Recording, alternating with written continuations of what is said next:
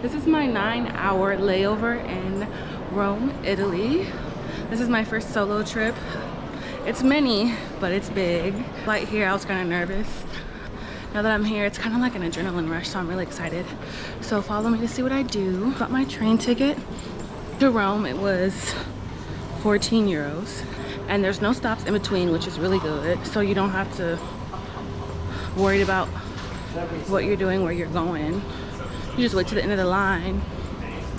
This airport is really easy to navigate, super fast, super easy, unlike other places. The only thing I would say is I didn't like the Italian airline, only because they food is nasty. I made it on the train, y'all. It wasn't that hard, but if y'all come, when you leave Baggage Claim and you exit, make a right, go straight up all those elevators. This is what the train looks like. It's really big and comfortable.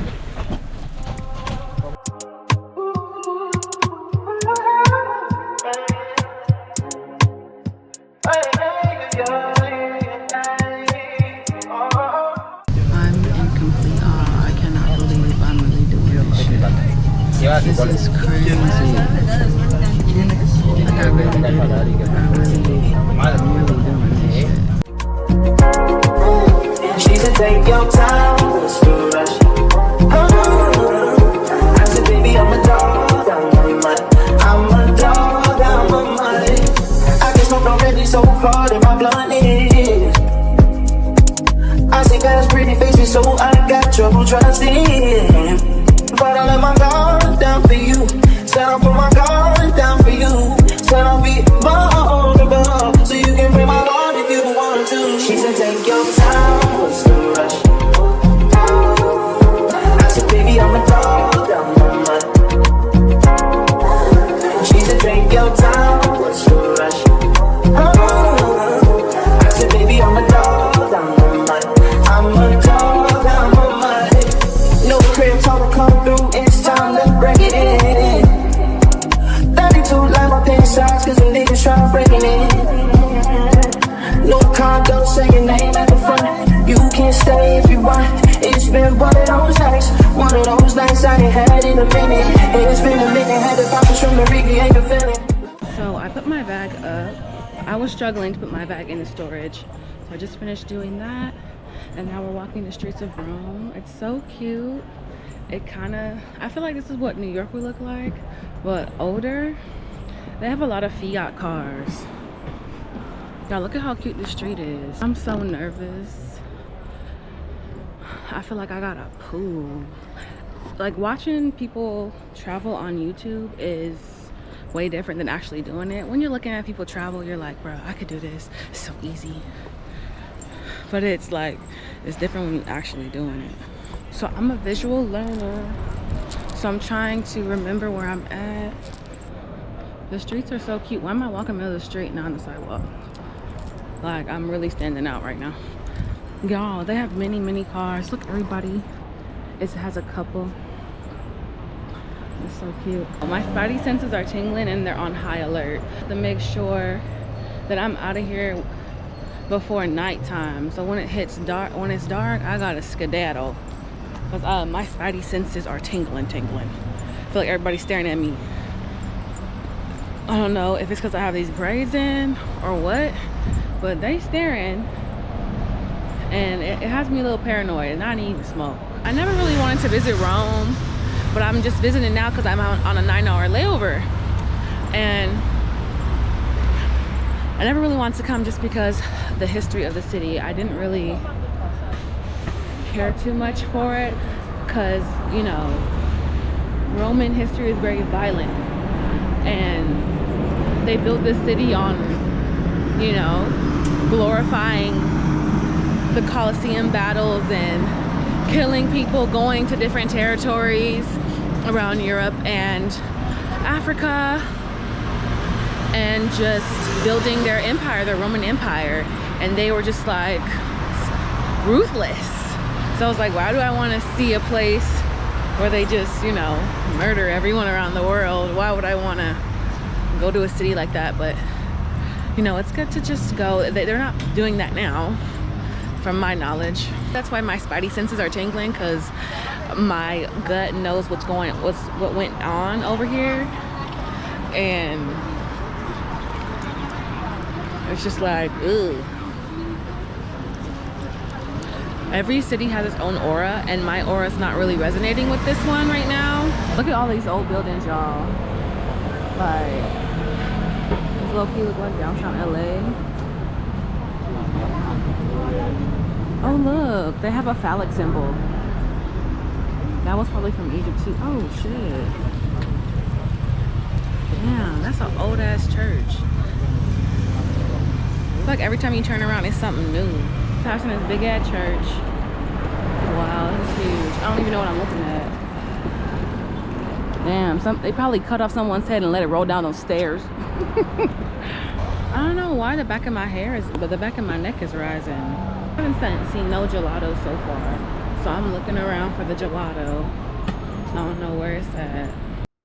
Down sunset, in every place, in every face.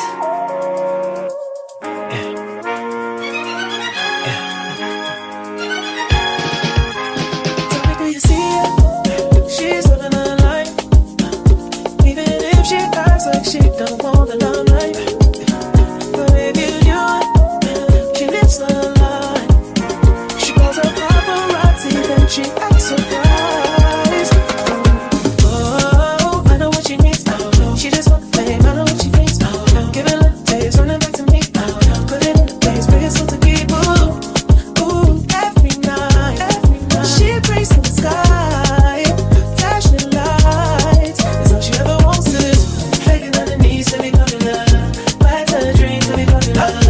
Kill anyone to be popular, sell that song to be popular. Popular, just to be popular. Everybody scream 'cause she popular. She mainstream 'cause she popular. Never be free 'cause she popular. Can I have 2 scoops? In a cone. Thank you so much. Oh, this shit good as fuck. Very light and refreshing. Hi. Black and white. Where you from? Thank you. Sorry? Huh? Oh. Your first time here or the second time? First. You like Africa? Yes. Oh. This one. It's better than the elephant in Kenya. Oh, you're from Kenya? It's from Kenya, Melody.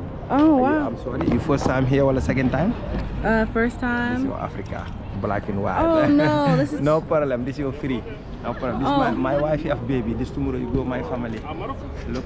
Oh, I wish you the best of luck. Oh, so pretty. For the last time, this is my brother Africa. Oh, thank you so much. Have a nice day. Something left for my baby. This is my wife have baby. Something left for my baby. I don't have any cash. I'm sorry. $100 is good. English money is good for my family. My hands are so full right now. $100. Give me English money. $100 or English money is good. How about when I come back? Here, take this. And when I come back. You go, you coming back. I'm gonna come back through here. This one, no problem. Yeah. See, you I miss to you? Yeah. Okay, good. No problem. Damn, why he put all this shit on me? Girl, he done stuck all this shit on my damn arm. Okay, I made it finally to the meeting spot for the tour. I ate my gelato over there where they're playing like the violin and stuff. I ate it over there to enjoy the music, and now I walked back to the church steps. It took me about 20 minutes to get here, up and downhill, so your girl is tired as hell. And our tour guide is here, so we're about to start the tour. My battery's gonna die, so I'm gonna change that. Y'all, we about to get on this free tour. You and me, we about to get on this free tour. So let me change my battery so we can get ready. Let me change my camera's draws real quick. Families who make this city.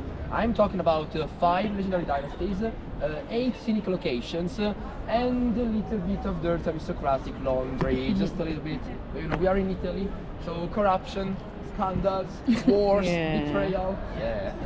These are the skeletons in the closet that Rome is so carefully trying to hide behind its opulence. But I'm here to tell you the secrets behind the rise of this city, the so-called eternal city. And guys, if we talk about Rome's history, usually we start from the beginning, ancient Rome.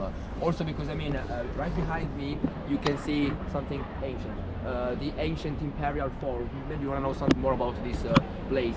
Guys, sometimes people tend to think of Rome's history as a continuity. It's a mistake. Why? Because there was no predestined path from ancient Rome to this modern Rome. Guys, did not return until 1378. And then, after 1378, a new pope, a rival pope, set up a court in Avignon, and he started the so-called Great Schism, the Grande Scisma, which was the only Palazzo Colonna Palace. Ciao, come stai? Tutto bene, come stai? Sorry guys, my friend Angelo. Hi.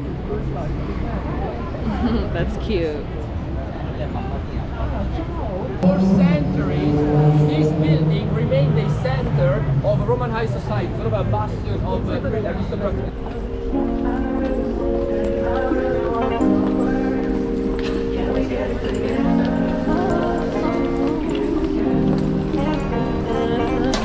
I've been all in my phone, I got options. And I don't wanna tell you to drop it, but I don't wanna play your fair. Yeah, something that makes me look at you too often. But baby, you can give it something. Baby, I can run all the time. Baby, I'm talking crazy. Alright. Okay, just a couple of more historical information about this church, and now we go inside. This is the Colonna Family Church, but I mean, we call it the Colonna Family Church, then officially this basilica is dedicated to the Holy 12 Apostles, especially to Saint Jacob the Minor and Saint Philip, two of the 12 Apostles, two of, you know, Christ's best friends, right? Yes, guys, Jacob the Minor, right? Not Jacob the Major. Jacob the Major, the most famous one, is buried in Spain, in Santiago de Compostela. It's a very famous holy shrine for pilgrims. Here we have the remains of Jacob the Minor, the less famous one, but still a saint, still a very important character. We know they're already used to be a church in this area already in the 6th century AD, 1500 years ago. But then it was destroyed, so you can't see it, I'm sorry. Then it was rebuilt in the 11th century as a proper medieval basilica. Destroyed again, you can't see it, I'm sorry. So this new church, the one that you can actually see, is the outcome of a big restoration that dates back to the beginning of the 18th century, 1724, which means that once inside, you're going to see one of the greatest examples of a late Baroque church in Rome, full of gold, frescoes. Oh yes. I thought you were about to say Barack Obama. No, Baroque. Barack Obama, president. Baroque is a style, an artistic and architectural style. Baroque follows the Renaissance. If you talk about the Renaissance era, you always talk about the 1400s, 1500s.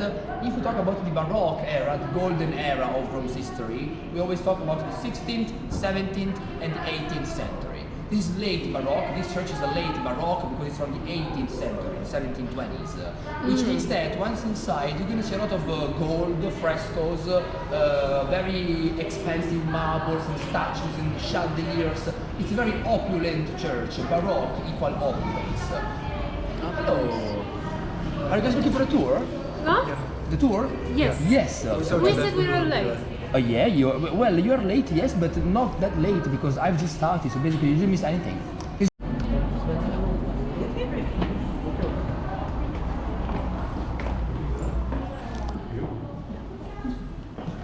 Oh my god.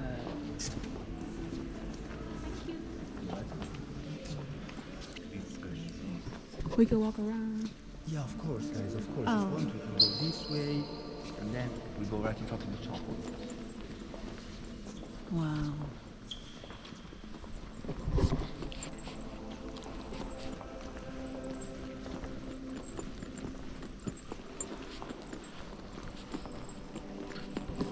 Wow, that's so pretty.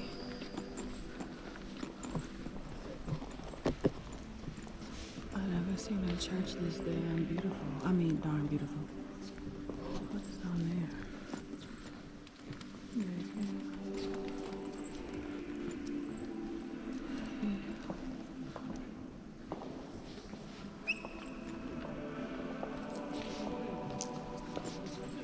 Wow.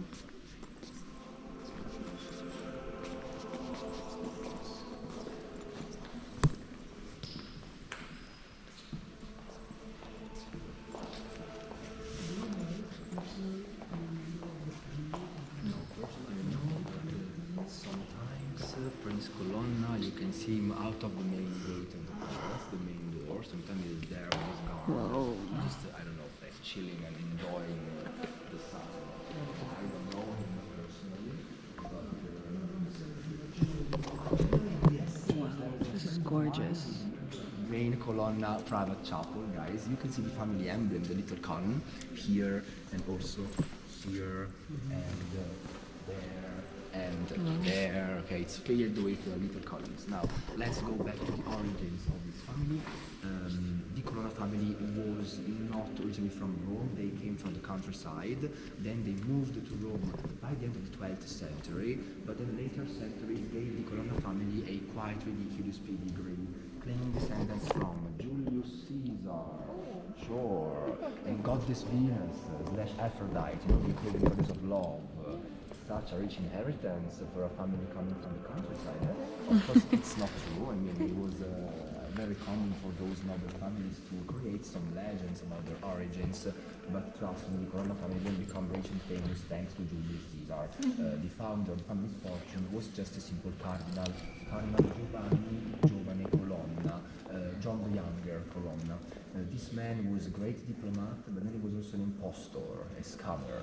Why? Because allegedly, in the 1200s, this man, Cardinal Giovanni Colonna, went all the way to Jerusalem, and in Jerusalem he was lucky enough to find the same exact colonna on which Jesus Christ got flagelled and tortured before being crucified.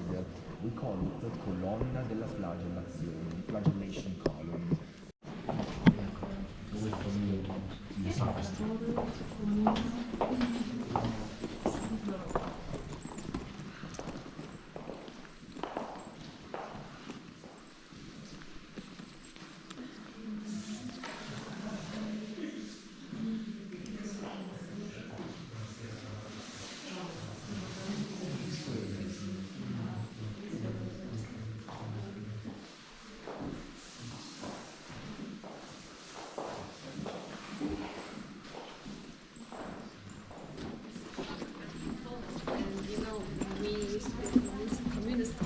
For many years, Yeah. and for 123 for the first war. So pretty.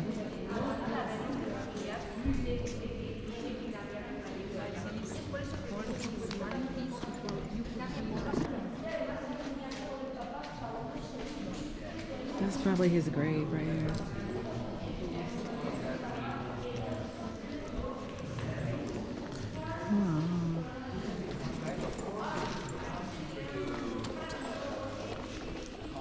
So this is the main courtyard of Palazzo della Rovere Palace. In the 18th century, guys, this family's bloodline got extinct.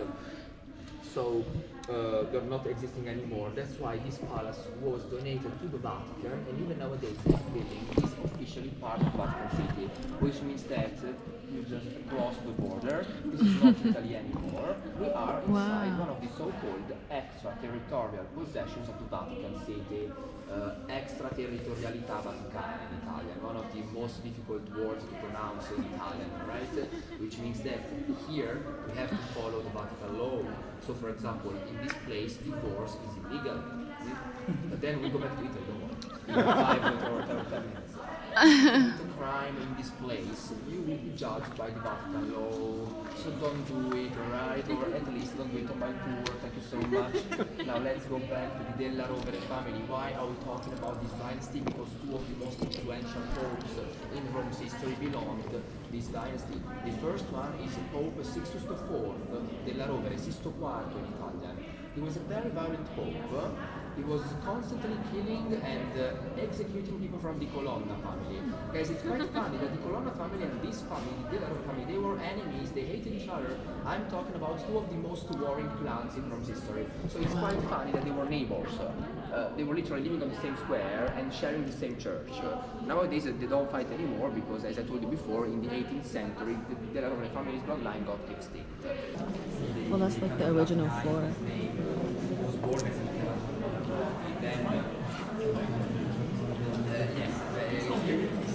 here is they literally Latinized his name, but he was not born as Michelangelo. Oh no, Vatsy. That's nice. Oh, and the angels. Yes, but in Latin. Yes. So I'm wondering how much territory outside the Vatican does Vatican really have? Quite a lot. But only in Rome or in... Even in the outskirts, only in Rome's region, but there's one territory which is around 40 kilometers south of Rome. It's Totally a mansion or just a ranch? it depends. You have some churches. First of all, you have the main papal basilicas. All of them are part of the community. The first one is St. Peter's Basilica, and the case of the very is inside the former Vatican City. But then you also have St. John's Cathedral, which is quite close to the Colosseum. Then you have St. Paul's Basilica, which is Wow. summer residence of the Pope, which is located in Castel Gandolfo. Castel Gandolfo is a small village on Lake Albano, and it's 40 kilometers south from Rome. Both the residence, the main palace, and the garden are officially part of the Vatican City.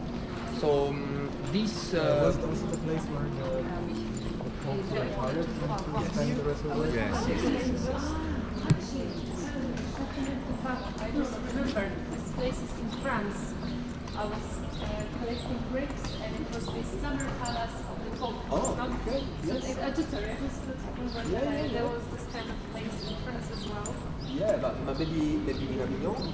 Yeah. Around, Le Palais du Prince, around there, yes. around the Avignon. Yeah, it was the political power of Pope. Today, the Pope still has political power inside the Vatican City. Officially inside the Vatican City, even if it's the smallest country in the world, the Pope is both the spiritual head of Christianity and the political head of the state. So literally, the Vatican City I wanna is the drink out of the kingdom, fountain. and the Pope is the king. In Italy, it's different. Officially, the Pope in Italy doesn't have any political influence. Officially. Then, of course, even if we are two separated countries, there's still a strong influence. You're from Poland, and of course Poland is a very Catholic country, but at least the Vatican City is not in Warsaw or Gdańsk. The Vatican Trevi Fountain is quite old because they're already used to be a fountain in the same area already in the ancient imperial era, 2000 years ago. It was nothing special, it was just a basin providing drinkable water to the people. It was not a monumental fountain like today. The new Trevi Fountain, the beautiful and monumental one, is another late Baroque monument from the 18th century. It was completed between 1732 and 1762. It was commissioned by Pope Clemens XII Corsini, a member of the Corsini family, and it was designed by Nicola Salvi. Nicola Salvi who? Nicola Salvi is not famous. I mean, and back then, even back then, Nicola Salvi was nobody. The point is that Pope Corsini held a competition in which a lot of architects took part, because of course all of them wanted to design the new beautiful fountain right in the center of Rome, and in the end Nicola Salvi won the competition. I mean, why the Pope decided that Nicola Salvi's project was the best one? We don't really know if it was the best one. What we know for sure is that it was the cheapest one.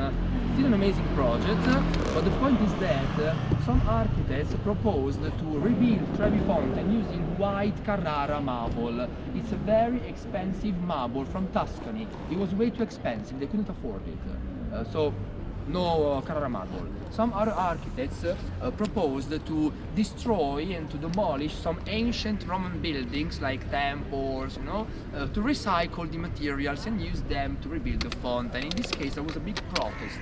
Some Roman citizens freak out. I mean, how dare you? Why are you destroying our ancient heritage to build the fountain? We don't need it. So they had to stop. In the end, Nicola Salvi was the only one who had the great idea of using a local marble, a cheaper version of white marble. So Trevi Fountain is not made of white Carrara marble, it's made of Travertino, which is a local, porous and quite cheap marble. You can find Travertino not in Tuscany, but just less than 20 kilometers far from Rome. So it was the best way to build the fountain without spending a lot of money.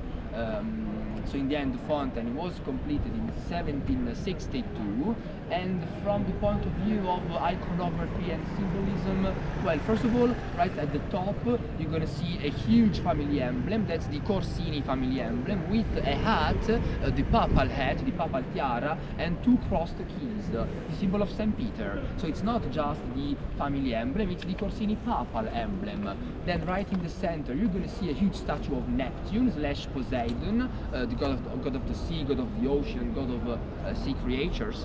And then you're gonna see the allegory of abundance, the allegory of health. Down in the basin, some seahorses and some cool satyrs. It's a pagan symbolism, so it's quite strange for an 18th century monument to be pagan. Come on, it was commissioned by a pope, it was commissioned by a Christian pope. In the 18th century, nobody was pagan anymore. The entire Europe was Christian because the ancient pagan religion became illegal already in the 4th century AD. So what's the point? Well, the point is that it was very common for the Catholic Church to take pagan symbols and then attribute them some Christian values, some Christian virtues. So I mean, first of all, Neptune is the god of water, and water is a very important and sacred element in Christianity. Whenever you get baptized, you use the holy water. Whenever you enter a Catholic church, you always find the basin with the holy water inside. Then Neptune is also the god of sea creatures, including fish. And do you guys know which was the very first symbol of Christ, even before the cross? Fish. A small fish, very good.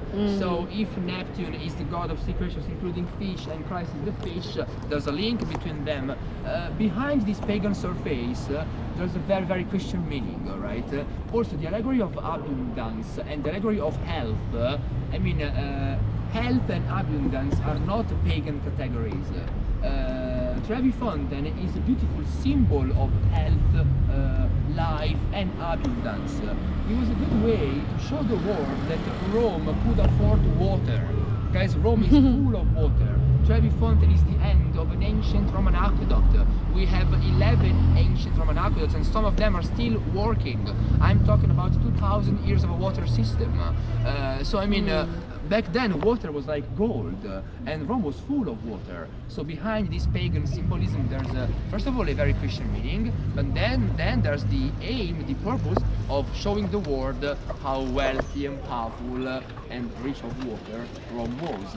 Now guys, we go to the fountain, and then if you have any other question, you can always ask me while we walk, during the break, or even later, right? We'll go this way. Need you running my space, but I need it, baby, I'm late, but I still can check in with you. I know that I need my friends, but I wouldn't wanna leave, you know I wouldn't wanna bleed, even my heart, my mind, and my body.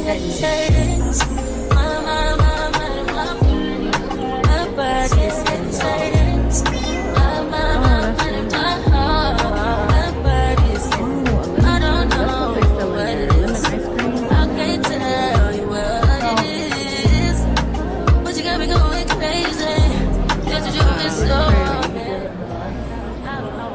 I feel like I'm inside a whale mouth. 4:56, please be back in 14-15 minutes, alright? I wait for you right here. The fountain is right there. If you need a restroom, a coffee, or a good ice cream, the best option is Il Bistro, right there. If you need a slice of pizza, behind you. Pizza Italia by Slice. If you need me, I'm here. Or maybe inside the bar drinking a coffee, alright? Great. See you in 14, yeah, 15 minutes. 10 past 5, right? Yes, exactly. Okay, we're at Trevi Fountain, guys. Look how many people there are. There's so many people.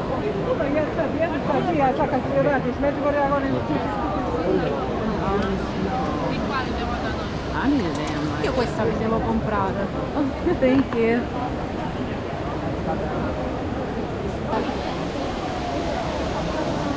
Invece l'altra volta c'era sempre lui che faceva entrare tutta la volta, però era brutto, era brutto, però era brutto, semplicemente che non ha funzionato mai.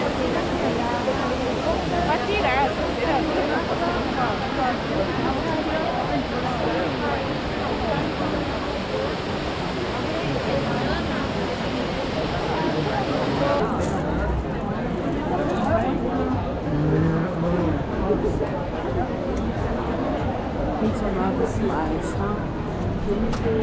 What the fuck? Hi, ciao. What kind of pizzas do you have ready? What kind of pizzas do you have ready? Oh, okay. Is this pepperoni? What is this? Yeah. Can I have the mozzarella and basil? Do you have that one? No. Which one do you like?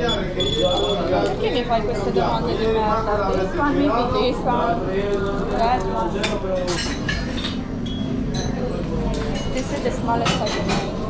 It's okay? Yeah, it's okay. You want it hot? Huh? Hot? Yes, please. Hot. Anything else today? That's it. This one is 440. Okay. Thank you, bye-bye. Bye.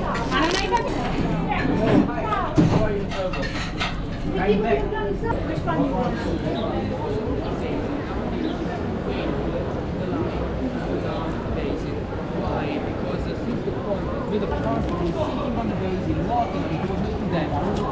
Ooh, it's really fresh. Why?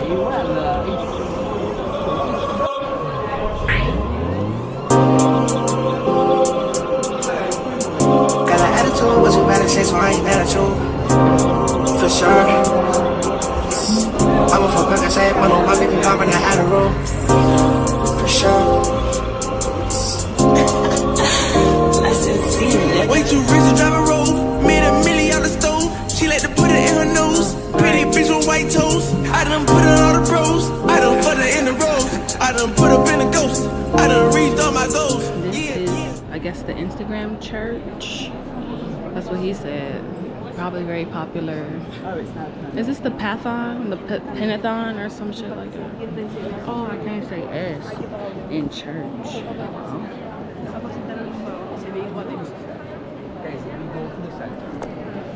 Ooh. This is Church of Sant Ignazio de Loyola, also known as the Eastern Church of Rome. Why? See a long line of people who are waiting to finally stand in front of a mirror, and they want to take a beautiful selfie with this amazing Baroque scene in the background. Oh. If you want to do the same, but maybe you don't want to wait for so long, 1 hour, don't waste your time in a line, you can go to another church, Sant'Andrea della Valle, Sant'Andrea della Valle. It's still written down on the list I'm sharing with you at the end of the tour. Sant'Andrea della Valle is right behind Piazza Navona of our destination, so it's very close. It's another beautiful Baroque church with an amazing Baroque ceiling, mirror inside, and no line, because nobody knows it. So you can go there, take your selfie, 1 minute, done. Right? Don't do it here, to give you a less crowded feedback. Now, let's go back to art and architecture. Of course, we start from the ceiling. This is huge. How big is that? Look at this is huge. So I just finished my walking tour. I didn't have enough time to go to the Pisa Novia, but maybe next time I get to go. It was really interesting. He was talking about, as you guys saw, all about the families and the history and how that's connected and things like that, which is interesting. So if you guys are interested in the tour, I'm going to link it down below. I think I booked on gururock.com. I'll put like different stuff below as well, like the, oh, my camera battery. Like the instructions to the terminal and everything, the places that I ate, the gelato that I got, different tips that I've learned in these, what, five hours that I've been here. So I'm gonna give a free itinerary. No, thank you. The itinerary is gonna be down below. Everything that I did, and the free Guru Rock. I don't know if Jacob does every single English tour, but he was a great tour guide, and I'm sure the other tour guides will be just as great. They have a Spanish one as well, so this one's just English and Spanish, and this tour in particular, it focuses on the family histories of Rome. So just to make sure I know where I'm freaking going. My first impression, I was kind of scared when I first got here. I didn't know what to expect, but I am enjoying myself. It's not as scary as it was when I first got here. I thought someone was gonna like try to take my purse and stuff. It's this old building. Y'all, what is this? Everything's super old. You can like feel the air. Like, it's not hitting my body as positively. Maybe at other places. Like when I visited Jamaica, I had such a great body high, if that makes sense. Not really having it here for some reason. I don't know why, but I'm just not. And that's okay. Maybe Rome's not for me. But it's interesting. It's nice to, you know, come and look at it. I'm grateful that I'm able to come here and be able to see something new and learn something new. But Rome, I don't know, it's not horrible. I'll give it like an 8 out of 10. Okay guys, so I just made it on the train. We're headed back to the airport. I got all my bags from the stowaway place. If you guys want to see where I end up going, the video is going to be linked right here about why I'm moving abroad and that whole process. So if you want to know where I'm going, just click that video, it'll be down below. And yeah, also I created an itinerary for you guys. If you guys are stopping in Italy and you want to know what I did exactly, where I stowed my bags, how I made where to get your tickets for the train, places that I ate at, directions to, what's it called? No, like the eSIM stuff, so you can use Google Maps, all that. It's going to be in the itinerary, also linked down below, and it's completely free. All you have to do is sign up and it's going to be sent straight to you. So yeah, if you like this video, give it a thumbs up and let me know how I did. This is my first solo trip. It was kind of scary, but I'm glad I did it. Check off the bucket list, and I'll see you on my next destination. Where am I going? If you want to find out, click that video down below and I will see you there. Bye.